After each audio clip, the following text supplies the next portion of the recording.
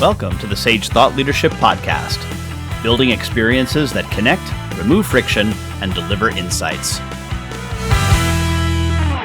Well, hi everyone, and welcome to our podcast. I'm Ed Kless, and with me today is Jack J. Phillips. Jack is a Ph.D. and the author of Show Me the Value of What You Do, Measuring and Achieving Success in Any Endeavor, an award-winning thought leader in the field of talent development. As a teacher, consultant, and coach, he helps individuals show the value of their work in all types of organizations. Jack has taught his proprietary methodology to over 50,000 professionals and managers in over 70 countries. He is a global keynote speaker and has written over 100 books, all focused on the impact of showing the value of work. He serves as the chair of the ROI Institute, a globally recognized consulting firm. Welcome to the Sage Thought Leadership Podcast, Jack J. Phillips. Thank you, Ed. It's good to be here. Well, first off, Jack, why do you do what you do? Well, I think I have a passion about showing how things work. It comes back maybe from my engineering days. I started off as an engineer, but I was challenged by trying to show the value of something that's kind of soft and squishy, hard to measure sometimes, maybe hard to value. And so we develop a process to actually capture the value in 5 levels. You see, if you think about any particular project or program or initiative or system or whatever you're implementing, there's a reaction to it. People have to see value in what you're doing. So that's our first level. We measure reaction. Then you must know what to do to make it successful. That's learning. We measure learning. And third, we measure your use of what you're doing. That's application, using it properly. And then there's impact. Impact is a consequence, and that's like productivity and quality and time, those kinds of things. And then there's the financial ROI. And that's probably our specialty, is to actually measure the ROI calculated the same way that a chief financial officer would calculate the ROI of a building, for example. So we help people get all the way through those 5 levels when they need to and want to. And we hear the term ROI pretty often. It's return on investment. But what exactly does it mean for a business? Yes. It's a cost versus benefit. You see, when we invest money, you want to know if you're getting your money back. You'd like to get your money back and then some. So a positive ROI, say an ROI of 20% means that for every dollar I invest in this project, I get my dollar back plus another 20 cents. So it gives you, it's the ultimate accountability, showing that you're getting more out of your project than it's costing someone. And so executives love it. Organizations run by it. And so ROI is important to a lot of leaders and senior executives throughout nonprofits, governments, NGOs, as well as businesses. So one of the things you factor in is to whether or not it's actually cash versus non-cash. I mean, we can say that we cut costs by saying we saved somebody 2 hours, but we pay them anyway. So how do we understand that, okay, no, this is actually going to be a cash savings versus just a cost reallocation? Right. So it's actually the value add that you're getting out of it. So yes, it's not saying, well, we're going to pay them anyway. So we're looking at what else can we get out of this more than what we're getting now. So it's got to be a value add.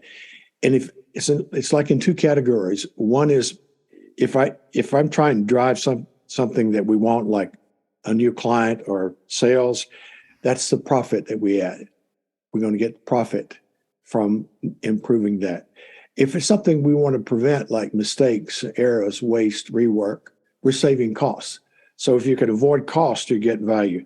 You see, for cost avoidance, if I can spend X amount of money and I get more cost savings than I'm spending, that's my positive value there. So it's a value add always here. You're getting more out of it. But you do mention something that's important, cash only, because there's some measures we don't convert to money. We call those intangibles, things like teamwork and collaboration and stress. That's important these days, and we measure those and capture those. We just don't put that in the ROI calculation.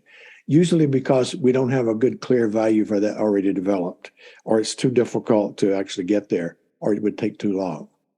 So that's another type of data. It's still impact data, but just not converted to money.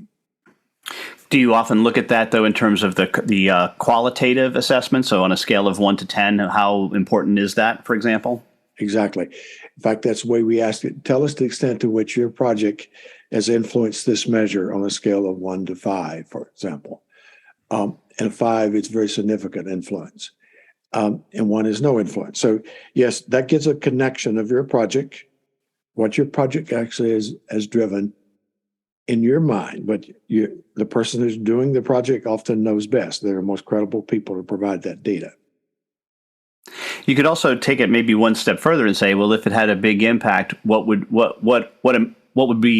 happen as a result of that impact? That might be something that could be measurable, perhaps. Yes, right. So when we have the impact and even the ROI calculated, that gives you. So now we're at 6 types of data. We have reaction and learning, application, impact, ROI, and intangibles. So we use that. And the last part of our process, described in our new book, is leveraging your results. That is, how do we turn this into something that benefits you, maybe the organization, your future, your influence, whatever you need to get out of this. Some people, it helps their career. Some people, they get more funding. Some people, it's self-satisfaction that we're adding value. For others, it's building influence and support and respect and commitment that you need in your own organization. So there's a lot of good reasons to do it. Some like to do it just to make it better, because whenever you evaluate through these processes, you see things not working so well. So we can make it better the next go around, the next project. Process improvement is a great reason to be doing this.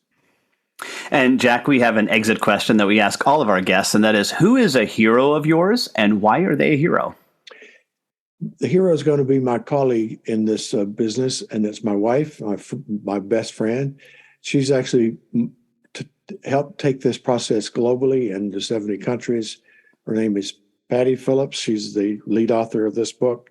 She inspires me because she does so much good work and does so much excellent consulting and writing and engaging and coaching. So she's my hero as I go through this process.